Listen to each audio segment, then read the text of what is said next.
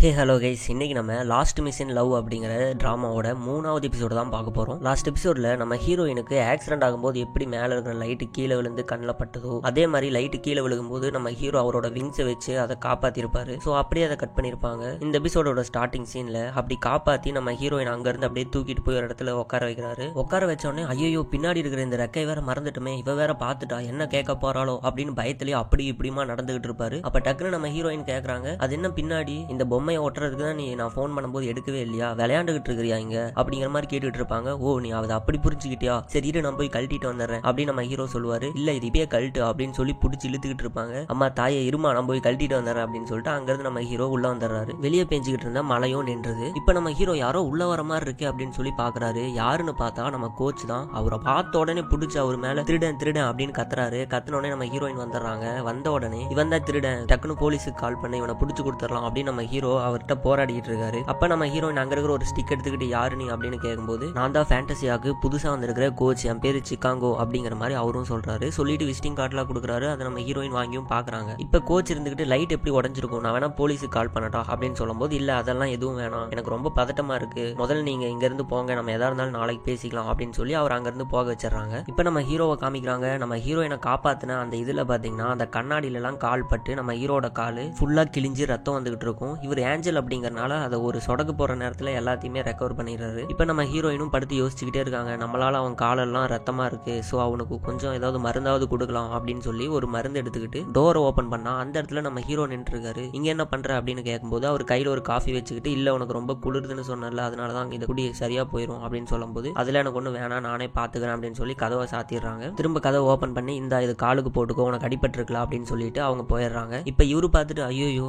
எல்லாமே சரியாயிடுச்சு, இப்ப இது எங்க போட்டுக்கிறது அப்படின்னு யோசிச்சுக்கிட்டு இருக்காரு. இப்ப வெளியே இருக்கிற இந்த கோச் வந்து நம்ம ஹீரோவை பத்தி விசாரிக்கணும் அப்படின்னு சொல்லி யாருக்கும் மெசேஜ் பண்ணிட்டு இருக்காரு. இப்ப அந்த கோச்சை யாரோ பின்னாடி ஃபாலோ பண்ற மாதிரியே இருக்கு. யாருன்னு பார்த்தா நம்ம ஹீரோயினோட அத்தை பொண்ணு லீனா தான். நீங்க என்ன பண்ற அப்படின்னு கேட்கும்போது இல்ல நான் சாப்பிட்றதுக்கு தான் வந்தேன் அப்படின்னு சொல்லும்போது சரிவா சேர்ந்து சாப்பிடலாம் அப்படின்னு சொல்லிட்டு உள்ள போய் 2 பேரும் உட்காந்துக்கிட்டு இருக்காங்க. அப்ப நீ எதுக்காக உன்னோட கசினை பார்த்து பொறாமப்படுற, ஏன் அவ வந்து ஆடக்கூடாதா அப்படின்னு கேட்கும்போது இல்லையே அப்படிலாம் இல்ல, நான் இப்ப மெயின் டான்ஸரா இருந்தாலும் அவ திரும்பி வந்தா அவளுக்கு கீழே ஆடுறது எனக்கு பெருமை தான் அப்படின்னு சொல்லும் போது இல்ல உன் கண்ணில் பொறாம தெரியுது, இப்படி இருக்காத, பெருந்தன்மையா இருக்க கத்துக்கோ, அப்பதான் உன்னோட டான்ஸை உன்னால இன்னும் வளர்த்த முடியும் அப்படின்னு சொல்லிட்டு அவரும் அங்க இருந்து போயிடுறாரு. இப்ப அடுத்த நாள் காலையில நம்ம ஹீரோயின் நம்ம ஹீரோவை பாக்குறதுக்காக அவரோட ரூமுக்கு வெளியே வெயிட் பண்ணிருக்காங்க. அப்ப டக்குன்னு அசிஸ்டன்ட் வராங்க. யார ஹீரோவை தானே பார்க்க போறீங்க, அவன் வெளியே இருக்கான் அப்படின்னு சொன்னோடனே சரின்னு சொல்லிட்டு இவங்களும் வெளியே போறாங்க. வெளியே போனா அங்க இருக்கிற எல்லா எம்ப்ளாயும் லைனா நிக்க வச்சு லைட் எப்படி உடஞ்சது அப்படின்னு சொல்லி நம்ம ஹீரோ விசாரிச்சுட்டு இருக்காரு. ஆமா இதை பத்தி நானே விசாரிக்கணும்னு இருந்தேன் அப்படின்னு நம்ம ஹீரோயின் இடையில வந்து ரொம்பவும் கோவமா கத்தி கேட்டுக்கிட்டு இருக்காங்க. இதனால அங்க இருக்கிற எல்லாருமே டென்ஷன் ஆகுறாங்க. இதை பார்த்து நம்ம ஹீரோ ஐயோ நம்மளே இதை விசாரிச்சிருப்போம், இவ வேற வந்துட்டாலே அப்படின்னு யோசிச்சுட்டு இருக்கும்போது அதுல ஒருத்தன் என்ன மேடம் இவ்வளவு அதிகமா கேள்வி கேட்குறீங்க, இதெல்லாம் ஒரு வேலையா அப்படின்னு சொல்லிட்டு அங்க இருந்து போறாரு. அப்புறம் எல்லாருமே அங்க இருந்து போயிடுறாங்க. போறதுனா போங்கடா எனக்கு ஒன்றும் பிரச்சனையே இல்லை, அதான் சிசிடிவி கேமரா இருக்குல்ல அதுல நான் பாத்துக்குவேன் அப்படின்னு நம்ம ஹீரோயின் சொல்லும் போது ஐயோ இதை மறந்துட்டுமே, அப்ப நமக்கு ரெக்க வந்த விஷயம் இதுல பதிவாயிருக்குமே அப்படின்னு நம்ம ஹீரோ பயப்படுறாரு. இப்ப சிசிடிவி கேமராவை எடுத்து பார்த்துட்டு இருக்கும்போது எப்படியா அந்த ஃபுட்டேஜ் டெலிட் பண்ணிடணும் அப்படின்னு நம்ம ஹீரோ ட்ரை பண்ணும்போது டக்குன்னு அந்த இடத்துக்கு செக்யூரிட்டி வந்துடுறாரு. வந்து அந்த ஃபுட்டேஜ் போட்டு காமிச்சிக்கிட்டு இருக்கும்போது கரெக்டா நம்ம ஹீரோக்கு ரெக்க முளைக்கும் போது ஃபுட்டேஜ் வந்து கரப்ட் ஆயிருச்சு, மலையில கரப்ட் ஆயிருச்சு மேடம், இதுக்கு மேல எதுவுமே பதிவாகல அப்படிங்கிற மாதிரி அவரும் சொல்லிட்டு அங்க இருந்து வெளியே வராரு. அப்படி வரது வேற யாருமே இல்ல, நம்ம ஹீரோவோட மாஸ்டர் தான். செக்யூரிட்டி மாதிரி உருவத்தை மாத்திட்டு வந்திருப்பாரு. நல்ல வேலை நீங்க வந்து என்னை காப்பாத்திட்டீங்க அப்படின்னு சொல்லும் போது நீ இன்னும் உன்னோட லவ் சொல்லாம என்ன பண்றீங்க, இன்னும் உனக்கு 96 நாள் தான் இருக்கு, சீக்கிரம் வேலையை முடி அப்படின்னு சொல்லும் போது அதெல்லாம் ஓகே எனக்கு எப்படி ரெக்க வந்துச்சு அப்படின்னு கேட்கும்போது உனக்கு மழை பெஞ்சாலே ரெக்க வரும், அது உனக்கு தெரியாதா, 96 நாள் தான் இருக்கு ஞாபகத்துல வச்சுக்க அப்படின்னு சொல்லிட்டு அவரும் அங்க இருந்து கிளம்பிடுவாரு. அந்த இடத்துக்கு பாத்தீங்கன்னா நம்ம கோச் வந்துடுறாரு. கோச் வந்துட்டு நம்ம ஹீரோவை பார்த்து உள்ள நான் வந்திருக்கேன்னு சொல்லி ஹீரோயின் சொல்லு அப்படின்னு சொல்றாரு. இப்ப உள்ளேயும் வந்துடுறாங்க. உள்ள வந்ததுக்கு அப்புறம் இந்த கோச் என்ன பண்ணிருக்காருன்னா ஒரு டிடெக்டிவை கூட்டு வந்து நேத்து அந்த லைட் உடஞ்சதுக்கு யார் காரணம் அப்படின்னு இவர் விசாரிப்பாரு அப்படிங்கிற மாதிரி சொல்றாரு. அவரும் அந்த வீட்டெல்லாம் பார்த்துட்டு என்ன ரொம்ப சுத்தமா இருக்கு அப்படின்னு சொல்றாரு. அந்த நாள் காலையில தான் நம்ம ஹீரோ ஃபுல்லா அந்த இடத்தை கிளீன் பண்ணிருப்பாரு. இவ்வளவு சுத்தமா இருக்குன்னா கண்டிப்பா ஒரு ப்ரொஃபஷனல் திருடனால மட்டும்தான் இதை பண்ண முடியும் அப்படின்னு நம்ம ஹீரோவை பார்த்து சொல்லிட்டு அவர் அங்கிருந்து கிளம்பிடுறாரு. இப்ப இந்த கோச் நம்ம ஹீரோயின் பார்த்து நம்ம வேணா இன்னொருத்தர வைக்கலாமா அப்படின்னு சொல்லும்போது இல்ல பரவாயில்ல நாங்களே பாத்துக்கிறோம் அப்படின்னு நம்ம ஹீரோயினும் சொல்லிடுறாங்க. சொல்லி முடிச்சுட்டு நம்ம ஹீரோ கிட்ட கார் கீயை கொடுத்து இந்த கார் எடு அப்படின்னு சொல்லும் போது நம்ம ஹீரோ அப்படியே முழிக்கிறாரு. என்னன்னு பார்த்தா நம்ம ஹீரோக்கு கார் ஓட்ட தெரியாது. அதை ஓட்ட தெரியாதுன்னு சொன்னோடனே என்ன காரு கூட ஓட்ட தெரியாதா அப்படிங்கிற மாதிரி நம்ம ஹீரோயின் பாக்குறாங்க. இப்ப கட் பண்ணா 3 பேரும் கார்ல போயிட்டு இருக்காங்க. கார் ஓட்டுறது யாருன்னு பார்த்தா நம்ம கோச் தான். காரு கூட ஓட்ட தெரியாதவன எதுக்கு வேலைக்கு வச்சிருக்கீங்க அப்படின்னு கோச் கேட்கும்போது அதெல்லாம் நாங்க பாத்துக்கிறோம் அப்படின்னு நம்ம ஹீரோயினும் சொல்லிடுறாங்க. இப்ப நம்ம ஹீரோவும் ஹீரோயினும் எங்க வந்திருக்காங்க அப்படின்னா நம்ம ஹீரோயினோட அம்மாவும் அப்பாவும் இறந்ததுக்கு அப்புறம் அவங்களோட அஸ்தி அத்தையை ஒரு இடத்துல வச்சிருப்பாங்க. அந்த இடத்த பார்க்க தான் வந்திருப்பாங்க. அங்க பார்த்து நம்ம ஹீரோயின் உள்ள போயிட்டு கண்ணீர் விட்டு ஃபீல் பண்ணிருக்காங்க. எதுக்காக என்னை விட்டுட்டு போனீங்க, எனக்கு ரொம்ப கஷ்டமா இருக்கு, யாரை நம்புறதுனே தெரியல, நம்ம ஜோவும் இறந்துட்டாரு அப்படிங்கிற மாதிரி ஃபீல் பண்ணிருக்கும் போது இதை வெளியே இருந்து பார்த்து நம்ம ஹீரோ பரவாயில்லையே இந்த பொண்ணு கூட இறக்க குணம்லாம் இருக்கு போல, நல்ல மனசு தான் அப்படின்னு யோசிக்கிறாரு. வெளியே வந்தோடனே பரவாயில்ல உன்னை என்னமோ நினைச்சேன், உனக்கு கூட நல்ல மனசு இருக்கு அப்படின்னு சொல்லும் போது தெரிஞ்சா சரி அப்படின்னு நம்ம ஹீரோயினும் சொல்றாங்க. இப்ப நம்ம ஹீரோவும் கவலைப்படாத அப்படின்னு சொல்லும் போது நான் எதுக்கு கவலைப்படணும், எனக்கு தான் யாருமே இல்லையே, நான் அனாதை தானே அப்படின்னு சொல்லும் போது அப்படிலாம் இல்லை, உனக்கு நான் இருக்கேன், இந்த உலகத்துல யாருமே அனாதை இல்லை அப்படிங்கிற மாதிரி நம்ம ஹீரோ சொல்றாரு. நம்ம ஹீரோயின் அப்படியே சந்தோஷப்படுறாங்க மனசுக்குள்ள. இப்ப கரெக்டா மழை வந்துருது. டக்குன்னு நம்ம ஹீரோ உள்ள போய் நான் போய் கொடை எடுத்துட்டு வரேன் அப்படின்னு சொல்லிட்டு உள்ள போவாரு. போன உடனே தான் அவருக்கு தெரியும் ஐயோ மழையில நினைஞ்சா நம்ம ரெக்க வெளியே வந்துருமே அப்படின்னு செம்மையா பயந்துட்டு அப்படியே உள்ளே நின்னுறாரு. இப்ப அந்த இடத்துக்கு நம்ம கோச் கொடை எடுத்துட்டு வந்துடுறாரு. கொடை எடுத்துட்டு வந்துட்டு வாங்க போலாம் அப்படின்னு சொல்லும் போது இல்ல ஹீரோக்காக நான் வெயிட் பண்றேன், அவன் உள்ள இருக்கான் அப்படின்னு சொல்றாங்க. சரின்னு சொல்லிட்டு ஒரு கேசட் எடுத்துட்டு வந்து அந்த இடத்துல பிளே பண்றாரு. என்ன கேசட்னு பாத்தீங்கன்னா 3 வருஷத்துக்கு முன்னாடி நம்ம ஹீரோயின் ஆடின அந்த டான்ஸ் வீடியோ தான். அதை பார்த்தோன்னே பாத்தீங்களா எவ்வளவு அழகா ஆடி இருக்கீங்க, நீங்க ஏன் 3 வருஷம் கழிச்சு இப்ப நீங்க அதை ட்ரை பண்ணக்கூடாது அப்படின்னு சொல்லும் போது 3 வருஷத்துக்கு முன்னாடியே அதை நான் குழி தோண்டி புதைச்சிட்டேன், எனக்கு இன்ட்ரெஸ்டும் இல்ல, எனக்கு ஆட விருப்பமும் இல்ல அப்படிங்கிற மாதிரி நம்ம ஹீரோயின் சொல்லிடுறாங்க. இப்ப கட் பண்ணா 3 பேருமே கார்ல வந்துட்டு இருப்பாங்க. அப்படி வந்துட்டு இருக்கும்போது டக்குன்னு சடன் பிரேக் போடுறாரு நம்ம கோச். போட்ட உடனே நம்ம ஹீரோயின் பயந்துடுறாங்க. இப்ப கோச் வந்து நம்ம ஹீரோயினோட கையை பிடிக்கிறாரு. பிடிச்ச உடனே டக்குன்னு நம்ம ஹீரோயினுக்கு பிளாஷ்பேக் ஞாபகம் வந்துருது. அவங்க ஆக்சிடென்ட் ஆகிருக்கும் போது அந்த கார்ல இருந்து இவர் தான் ஆம்புலன்ஸுக்கு கால் பண்ணி காப்பாத்திருப்பாரு, அது தெரிஞ்சிருது. நீங்க தான் காப்பாத்தீங்களான்னு கேட்கும்போது ஆமா அப்படின்னு சொல்லிட்டு அப்போ ஒரு செயின் கொடுத்துருப்பாங்க. அந்த செயினை திருப்பி கொடுக்குறாரு. இதே என்கிட்ட சொல்லவே இல்லை அப்படின்னு சொல்லும் போது பரவாயில்ல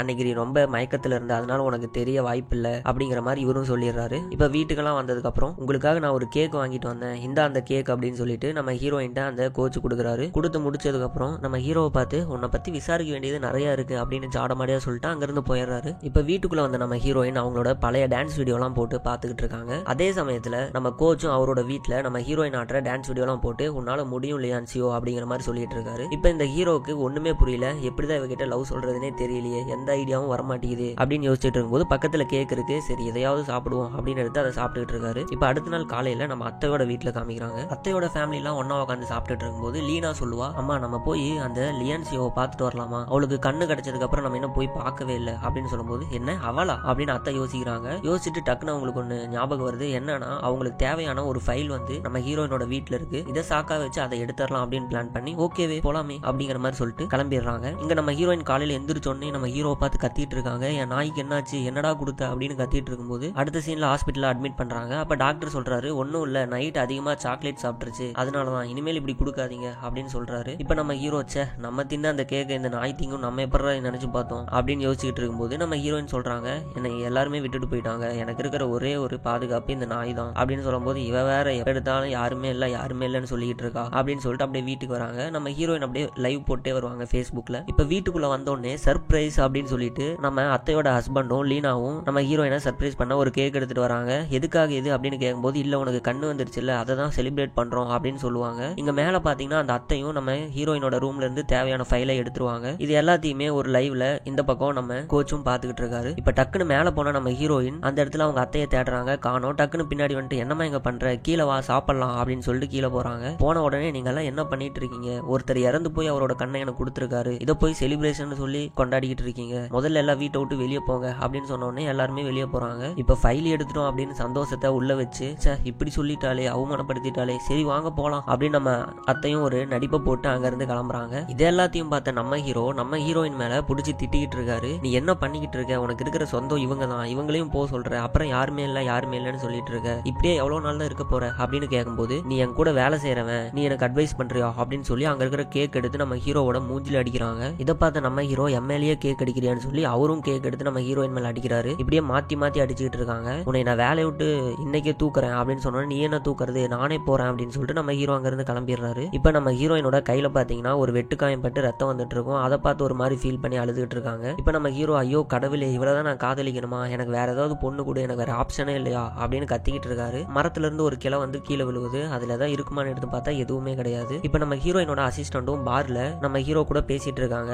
அவ இத்தனை பேரை இன்டர்வியூல ரிஜெக்ட் பண்ணி உன்னை மட்டும் செலக்ட் பண்ணிருக்கானா, ஏதோ ஒன்னு இருக்கு, தயவு செஞ்சு நீ வா, அவளை விட்டு போயிடாத அப்படின்னு சொல்லிட்டு இருப்பாங்க. சரி ஓகே உங்களுக்காக நான் வரேன் அப்படின்னு சொல்லிட்டு ஃபர்ஸ்ட் டைம் அந்த சரக்கு எடுத்து குடிச்சிடறாரு. இப்ப ஹீரோயின் வந்து அவனுக்கு போன் பண்ணலாமா வேணாமா அப்படின்னு யோசிச்சுக்கிட்டு இருக்காங்க. கையில வெட்டுக்காயம் வேற இருக்குல்ல, அது வேற அவங்களால வலி தாங்க முடியல, கையை உதறிட்டு இருக்காங்க. இப்ப நம்ம ஹீரோவும் ஃபுல்லா சரக்கு அடிச்சுட்டு போதையில வெளியே வந்து நம்ம ஹீரோயின் பேர் சொல்லி கத்தி வெளியே கூப்பிடுறாரு. அப்ப கீழே பாத்தீங்கன்னா சில சில பொருளெல்லாம் அப்படி அப்படியே கிடக்கும். இதெல்லாம் யார் சுத்தம் பண்ணுவா, நான் தானே சுத்தம் பண்ணணும் அப்படின்னு எடுத்து அவர் பாட்டிக்கு வேலை செஞ்சுட்டு இருக்காரு. இப்போ நம்ம ஹீரோயின் வெளியே வந்து நீ என்ன பண்ணிக்கிட்டு இருக்க அப்படின்னு கேட்கும்போது, ஐயோ சாரி என்னை மன்னிச்சிரு, நான் தான் உன்ட்ட தெரியாம பேசிட்டேன், அது உன்னோட பர்சனல் லைஃப், என்னை மன்னிச்சிரு அப்படின்னு சொல்லிட்டு இருக்கும்போது கையில வெட்டுக்காயத்தை பாக்குறாரு. பார்த்துட்டு இது உனக்கு ரொம்ப வலிக்கும்ல, சரி ஓகே அப்படின்னு சொல்லிட்டு ஒரு கர்ச்சீப் எடுத்து இது என்னோட கர்ச்சீப், இதை நான் கட்டி விடுறேன், இது உன்னை காப்பாற்றும் அப்படிங்கிற மாதிரி சொல்லிட்டு, சரி வா அந்த ஸ்டிக்கெல்லாம் தூக்கி போடு நம்ம டான்ஸ் ஆடலாம் அப்படின்னு போதையிலேயே நம்ம ஹீரோயினை பிடிச்சி அப்படி இப்படிமா டான்ஸ் ஆடிட்டு இருக்காரு. இப்படி டான்ஸ் ஆடிட்டே இருக்கும்போது பாத்தியா நீ டான்ஸ் ஆடும்போது எவ்வளவு அழகா இருக்க, ஏன் டான்ஸ் ஆடாம இருக்க அப்படிங்கிற மாதிரி பேசிட்டு நம்ம ஹீரோயினை அப்படியே கிஸ் பண்ணிடுறாரு. நம்ம ஹீரோயினுக்கு செம ஷாக்கு.